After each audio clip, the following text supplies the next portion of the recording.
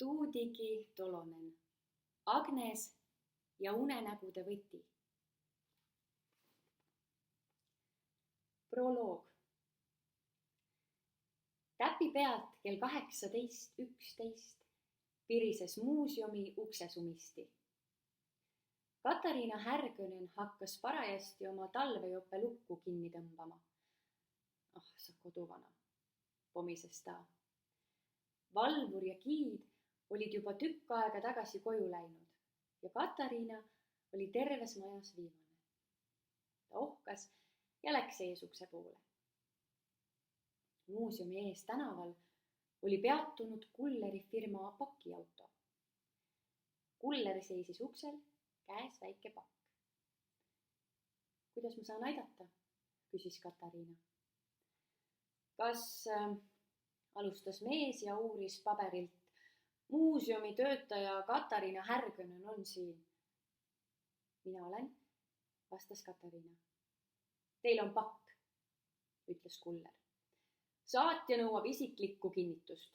Kellelegi teisele ei tohi üle anda. Imelik. No, ma siis kirjutan alla. Katariina kirjutas allkirja lauale oma nime ja sai pihku pruuni paberisse keeratud paki. Kuller noogutas hüvasti jätuks ja läks. Katariina keerutas pakki käes. See tundus raske ja kõva ja tema nimi oli kirjutatud pakke paberile vanaaegse kalligraafilise käekirjaga. Kellelt see pakk võib olla? Ta läks oma kabinetti tagasi ja istus õueriided seljas kirjutuslaua taha. Ta otsis lauasahtlist paberinoa ja asus ettevaatlikult pakki avama. See ei olnudki nii lihtne. 3 kihti paberit oli kõvasti kinni teibitud ja paberi all oli veel mullikile. Kes see saatjaga oli, ta oli tahtnud oma saadetist hästi kaitsta. Katariina lõikas viimased teibid lahti ja kääris mullikile lahti. Ta õhkas vaimustusest. Kui ilus! Laual keset pakke paberit ja mullikilet seisis peen hõbedane ehtekarp väikestel jalgadel, mis meenutasid lõvikäppasid. Värviliste kividega kaunistatud kaane külge oli teibiga kinnitatud ümbrik, millel oli kiri juhtnöörid. Katariina võttis kirja kaane küljest lahti ja proovis kaant avada. Karp oli lukus. Võti on kindlasti ümbrikus, mõtles ta ja lõikas ümbriku ettevaatlikult paberinoaga lahti. Ümbrikus oli siiski ainult hoolikalt kokku murtud paberileht, täis ühtlast ilukirja. Katariina kortsutas laupa, aga voltis paberi lahti ja hakkas lugema. Hea Katariina Härkönen, me olime varemgi ühenduses, kui te tulevaks suveks näitust kokku panite. Laenasin teie muuseumile siis hulganisti oma suguvõsa vanu esemeid. Tookord jätsin selle vana ehte karbi veel endale, sest sellel on minu silmis eriline emotsionaalne väärtus.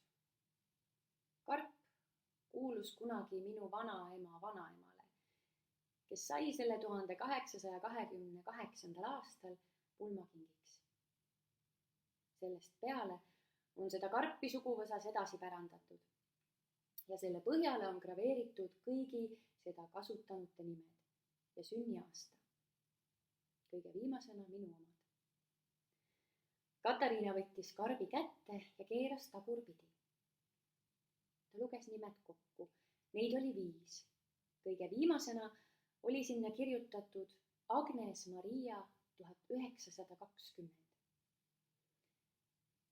Katariina pani karbi uuesti lauale ja luges edasi. Tahan nüüd esitada palve, mis võib paista imelik. Ma palun, et te asetaksite selle karbi muuseumis kohale, kus iga muuseumi külastaja seda kergesti näeb. Rõhutan, on väga tähtis, et see oleks nähtavas kohas.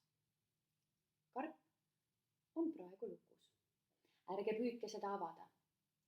kuid kui muuseumisse tuleb inimene, kellel on võti, mis passib karbi lukku, siis kuulub karbi sisu talle. Katariina naeratas. Kas kirjutaja on vanadusest juba pisut nõder? Muuseumisse ei saa ometi jätta lukus müsteeriumi karpe, et keegi neile järele tuleks. Katariina võttis karbi uuesti kätte ja raputas ettevaatlikult. Sisu ei kolisenud ega kaalunud õieti midagi. Võib-olla oli karp tühi. Ta luges edasi. Ma tean, et mu aeg hakkab otsa saama. Ma ei vaja enam suuremat osa asjadest, millel varem oli minu silmis suur väärtus. Seepärast pakun teile vahetuskaupa. Tänutäheks selle eest, et te asetate selle karbi nähtavale kohale ja tegutsete minu juhtnööride järgi. Kingin teie muuseumile terve esemekogu, mis ma olen teile juba teie näituse jaoks laenanud. Kui olete mu ettepanekuga nõus ja teil ei ole midagi kingituse vastu, saadab minu advokaat teile kõik vajalikud dokumendid. Katariina kulmud kerkisid hämmastusest. Uskumatu. See oli kõige tähelepanuväärsem annetus, mille Harmala muuseum oli kunagi saanud. Muidugi poleks muuseumil annetuse vastu midagi. Ta luges veel viimased read. Tahan rõhutada, et kingitus ei puuduta siiski seda karpi. Soovin teie näitusele ja muuseumile kõike kõige paremat. Lugupidamisega A.M.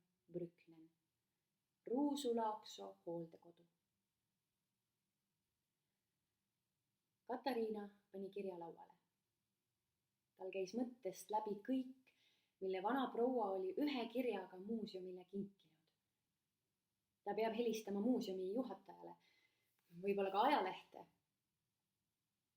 Katariina võttis karbi kätte ja uuris seda hoolega. See oli peen hõbesepa töö. Muidugi panevad nad selle välja. Täpselt nii, nagu saatja oli soovinud. Ükskõik millistel kummalistel tingimustel.